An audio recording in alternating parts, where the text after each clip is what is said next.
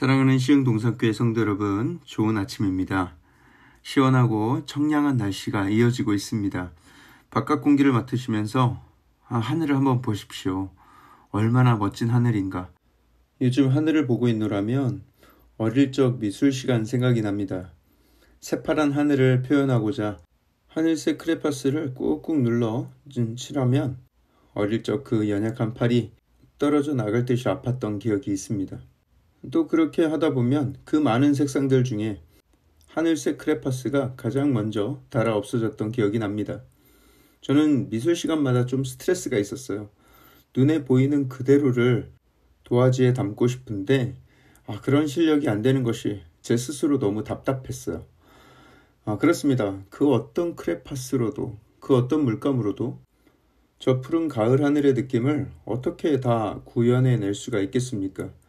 빛이 갈라져서 여러 색깔을 내고 또 그 자연의 어느 것 하나도 부조화스러운 것이 없이 아름답게 각양각색이 잘 어우러져서 이렇게 멋진 경치를 만들어내는데, 이런 경이로운 자연의 신비, 여러분 과연 창조주의 그 지혜와 솜씨를 우리가 어떻게 다 말로 표현할 수가 있겠습니까? 히말라야의 엄청난 산봉우리들, 사람들은 그 산을 한번 오르는 것을 대단하게 생각하고 등반을 성공하면 신문에도 막 대서특필 보도가 되지만, 사실 그 모든 산들을 만들기도 하시고 옮기기도 하시는 하나님의 능력 앞에서 그 등반 한번 한 거 얼마나 자랑하기 부끄러운 일인가 말이죠. 얼마 전 우리가 누리호를 쏘아 올리고 굉장한 성과라면서 자축하고 기뻐했지만, 사실 하나님이 베풀어 놓으신 그 광활한 우주로 따지자면 탁구공보다도 작은 이 지구에서 대기권 밖에 인공위성 하나 띄워놓는 것이 얼마나 보잘것없는 일인가 말이죠. 물론 우리 과학자들과 관련 기관의 노력을 비하하는 것은 아니지만, 우리가 더 넓은 시야로 봤을 때 우리 인간의 노력이 얼마나 미미한가라는 말이죠. 유전자를 조작하고 인공수정을 성공시키고 동물을 복제하고, 물론 수많은 연구와 노력의 성과이지만 생명을 처음 빚어 만드시고 생기를 넣어주신 하나님 앞에서 그 또한 얼마나 미미한 일인가. 그런데 마치 인간이 그런 거 한번 하면 굉장히 대단한 일을 해낸 것처럼 창조주 하나님을 기억하지 못한 채로 한껏 교만해지고 하나님은 없다 하고 자기가 만물을 다 소유하고 다스리는 양, 그렇게 살아간다면 그 얼마나 손발이 오글거리고 부끄러운 일이 되겠습니까? 나중에 창조주 하나님 앞에 모두가 다 서야 할 텐데, 자기의 지나온 모습을, 그런 교만한 모습을 돌아보게 되면 얼마나 부끄러울까요? 우리가 이 땅에서 거두는 그 어떤 성공도, 그 어떤 성과도 그저 하늘색 크레파스로 저 찬란한 가을 하늘을 그리는 것과 같습니다. 아무리 스케치북에 잘 그린다 하더라도, 그래서 아무리 선생님과 친구들에게 칭찬을 받는다 하더라도 그림은 그냥 그림일 뿐입니다. 모든 것의 진짜 주인은 하나님이시고 우리는 그분의 경이로움을 하나도 흉내낼 수가 없습니다.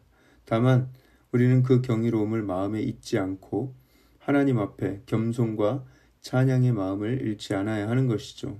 유럽에서 미켈란젤로나 레오나르도 다빈치의 그림 앞에서는 와 하고 경이로움을 나타내면서도 어떻게 하나님께서 베풀어 두신 그 자연 앞에서는 우리 마음의 경이로움을 잊고 살아가는가. 사랑하는 성도 여러분, 우리는 하나님께 대한 그 경이로움의 마음을 마음에 꼭 간직하면서 하나님 앞에서 겸손과 찬양의 마음을 잃지 않아야 하겠습니다. 하나님의 경이로움 앞에 겸손하게 서는 것, 저 파란 하늘을 오늘 한참 올려다보시면서 깊이 묵상하게 되길 주님의 이름으로 축복합니다.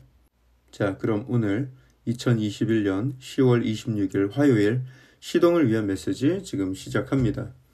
오늘 우리에게 주신 하나님의 말씀은 출애굽기 38장 1절에서 20절의 말씀입니다. 출애굽기 38장 1절에서 20절의 말씀. 오늘 본문도 역시 성막에 대한 내용입니다. 성막 앞에 제단을 어떻게 축조했는지, 또 그 앞에 놓을 물두멍은 어떻게 제작했는지에 대한 내용을 기록하고 있습니다. 또 그 뒤에는 성막들에 대한 기록이 나옵니다. 이 모든 것들이 하나님께서 말씀하신 30장에서 명령하신 그대로 지어졌습니다. 그 중에서도 8절에 보면 물두멍을 만드는 장면이 기록되었는데 물두멍을 만드는 재료는 놋입니다. 그런데 그 놋을 어디에서 구했는가?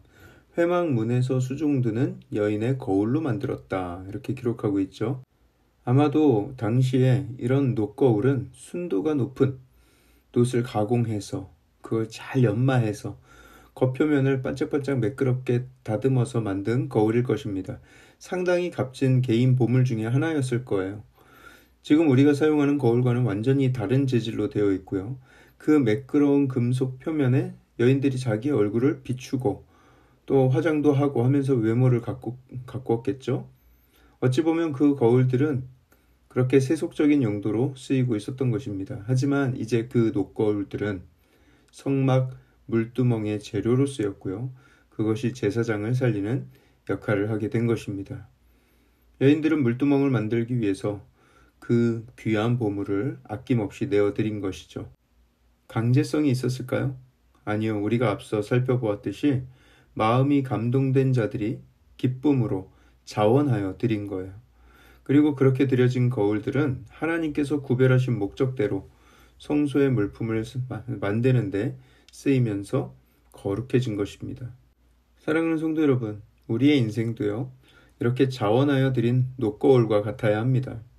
이전엔 온통 세속적인 생각과 욕심으로 살아왔다 할지라도 하나님 앞에 나의 삶을 자원하여 기쁨으로 내어드린다면 하나님께서 구별하신 목적대로 거룩하고 존귀하게 사용하실 것입니다. 하나님 손에 맡겨져야 거룩해지고 훨씬 더 영원한 가치가 있는 인생으로 바뀔 수가 있는 것이죠. 과거에 내가 어떤 사람이었는가, 이전에 어떤 삶을 살았으며 가진 것으로 무엇을 하며 살았는지 간에 이제는 하나님 손에 붙들리게 된다면 그 인생은 하나님께 속한 거룩하고 아름다운 인생이 되는 것이죠. 오늘 본문에 기록된 번제단과 물두멍은 모두 제사장이 하나님께 나아올 수 있도록 마련해 주신 하나님의 배려라고 할 수 있습니다. 백성이든 지도자든 우리 인간이 연약하여서 죄를 지을 수밖에 없는 존재라는 것을 하나님은 잘 알고 계셨습니다. 그렇게 죄로부터 무능력한 우리를 만나주시기 위해서 친히 성막 제도를 알려주셨고 그것을 통해서 우리를 만나주신 것이죠. 엄한 재판장의 마음만 가지고 계셨다면 우리 같은 죄인들은 그 거룩함 앞에 다 녹아버릴 수밖에 없는 존재였겠지만 다행히도 우리 하나님께서는 긍휼과 사랑으로 자녀를 대해 주시는 아버지의 마음이 있으셨기 때문에 그렇게라도 우리를 만나려 하신 것입니다. 또 그런 사랑이 있기 때문에 우리는 여전히 하나님의 백성으로 살아갈 수가 있는 것이고요.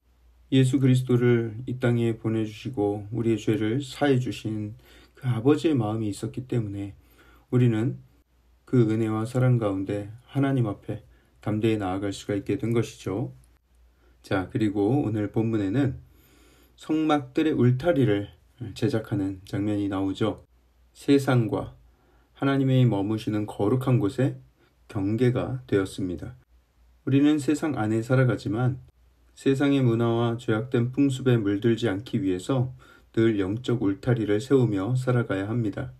아무도 들어올 수 없게, 그리고 내 자신도 쉽게 아무데로나 나갈 수 없게 말이죠. 세상으로 드나드는 문을 열어두되 그 앞에 파수꾼을 잘 세워두어야 하고요. 그래서 하나님 앞에 정결한 마음을 늘 지키면서 살아가는 제사장의 삶을 살아야 하는 것입니다. 물두멍에 담긴 물의 표면에 내 모습을 비추어 보면서 흠이 있는지 없는지를 잘 살피고 정결하게 손과 발을 씻을 수 있어야 합니다. 또 영적 울타리를 설치하여서 세속화되지 않고 늘 삶의 거룩과 정결을 지키며 살아가려 노력해야 합니다. 그런 정결함의 노력이 있을 때에 하나님은 언제라도 나를 찾아와 만나주실 수가 있는 것입니다. 늘 정결해야 함은 우리의 신분이 왕같은 제사장이기 때문이요. 또 동시에 그리스도의 거룩한 신부이기 때문입니다. 우리는 하나님 나라의 거룩한 백성임을 늘 기억하고 그런 정결함을 지키기 위해 애써야 하겠습니다. 기도하겠습니다. 사랑의 하나님, 감사합니다. 나 스스로 죄를 이길 수 없는 그 연약함을 하나님께서 아시고 그 연약함을 이기게 하기 위해서, 그 연약함을 도와주시기 위해서 늘 나의 곁에 가까이 계셔 주심에 감사를 드립니다.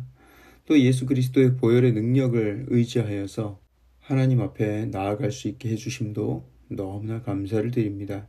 이제는 주의 거룩한 백성으로서 세상에서 살아가되 하나님의 왕같은 제사장으로서 부름을 받았으니 세상으로부터 마음을 잘 지키며 살아가고 또 그 거룩의 능력을 세상을 향해 선포하는 능력 있는 삶을 살게 하여 주시옵소서. 주님, 오늘 하루 하나님께서 베풀어 두신 그 놀라운 자연의 신비와 아름다움을 바라볼 때에 하나님의 경이로움을 발견하게 되는 복된 하루 되게 하여 주시옵소서.